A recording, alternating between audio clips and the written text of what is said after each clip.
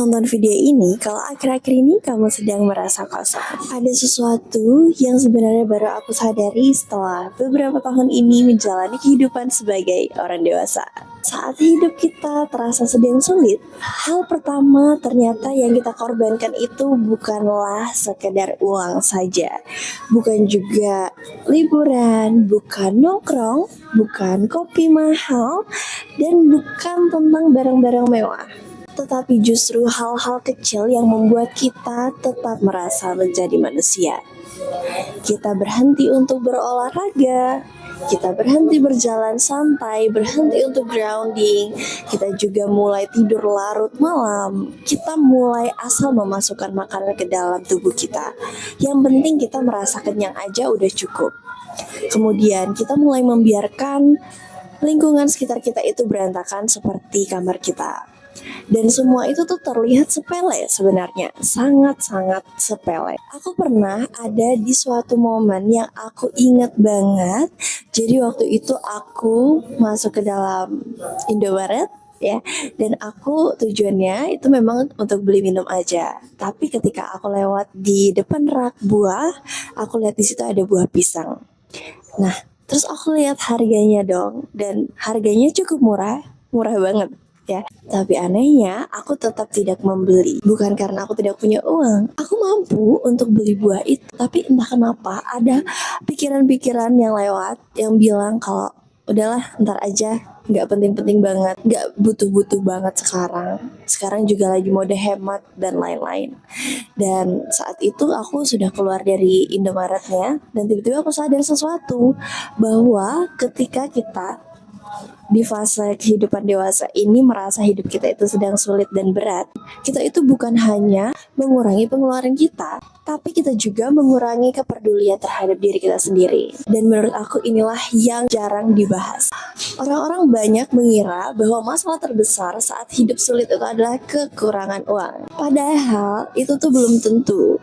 Kadang masalah yang lebih berbahaya adalah ketika saat hidup kita itu terasa sulit, perlahan kita itu membuat diri kita kehilangan rasa layak. Kita mulai merasa untuk tidak layak istirahat.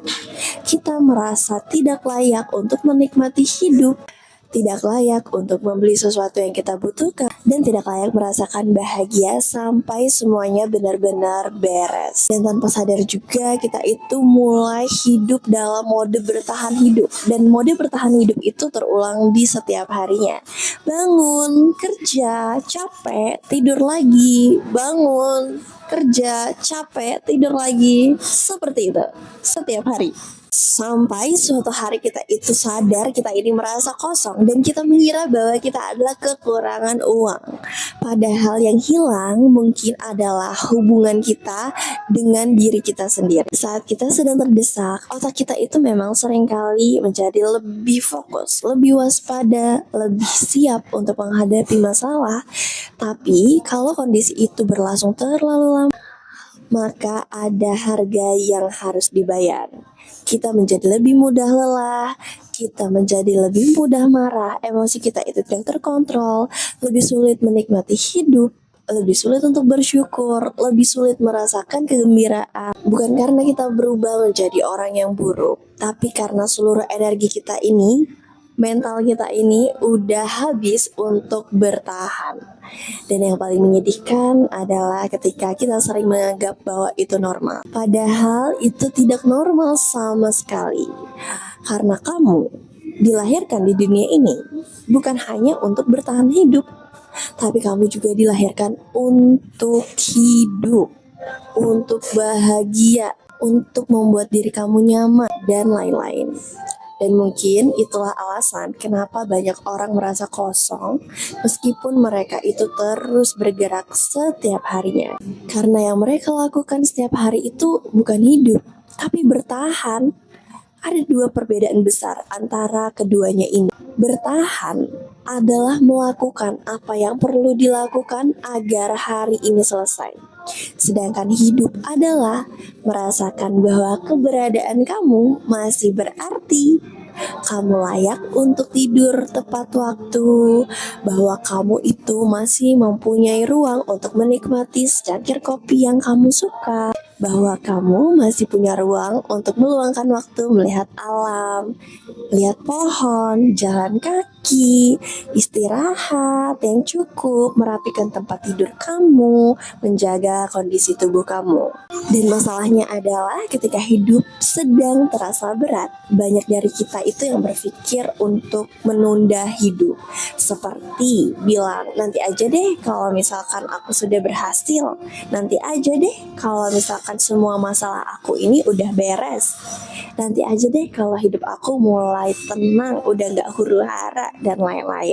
Pokoknya after dari semua itu barulah aku bisa bahagia, barulah aku bisa menikmati hidup, baru aku bisa untuk merawat diri. Tapi teman-teman, ada satu masalah besar ya, yang menyatakan bahwa hidup kita itu tidak akan pernah benar-benar beres. Selalu aja ada tagihan berikutnya, selalu aja ada target berikutnya, selalu ada masalah-masalah berikutnya. Kalau misalkan kita ini sebagai manusia terus menunggu semuanya itu sempurna, terus menunggu sampai semuanya benar-benar beres, ya tentu aja kita tuh bisa menghabiskan bertahun-tahun lamanya ya dalam hidup kita itu versi mode menunggu aja ya, menunggu untuk bahagia, menunggu untuk tenang, menunggu hidup dimulai. Padahal ya kita hidup itu ya berlangsung sekarang, detik ini juga, hari ini juga. Banyak orang yang tidak sadar bahwa sebenarnya yang sedang menghukum dirinya sendiri itu adalah mereka.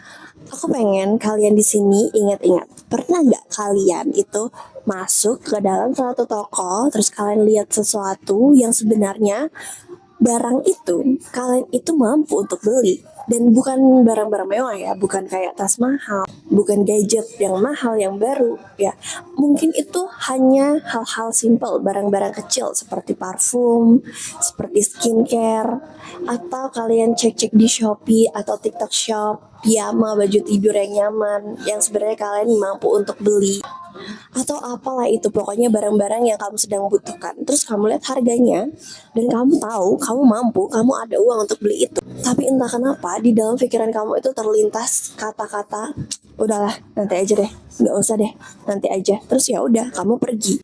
Nah itu dia, menurut aku masih banyak orang yang tidak sadar. Kadang yang sedang kekurangan itu bukanlah uang, bukan hanya semata-mata tentang uang, tapi kita tuh kehilangan rasa layak itu.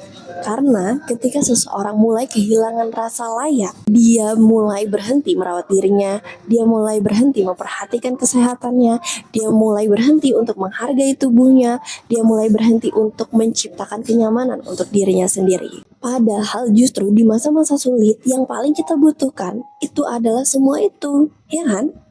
Jadi aku sekarang mau kalian itu bayangin ada dua orang ya, dalam fase sama-sama kesulitan, lagi di titik yang mereka belum inginkan. Tapi orang pertama itu berkata, hidupku lagi berantakan, aku udah gak peduli deh sama diriku, aku gak peduli sama penampilanku, udahlah hidup lagi berantakan, lagi kacau. Udah set. Ada orang kedua dengan permasalahan yang sama, tapi dia bilang, hidupku memang lagi berantakan sih, tapi justru karena itu aku harus menjaga diriku lebih lagi, lebih baik lagi.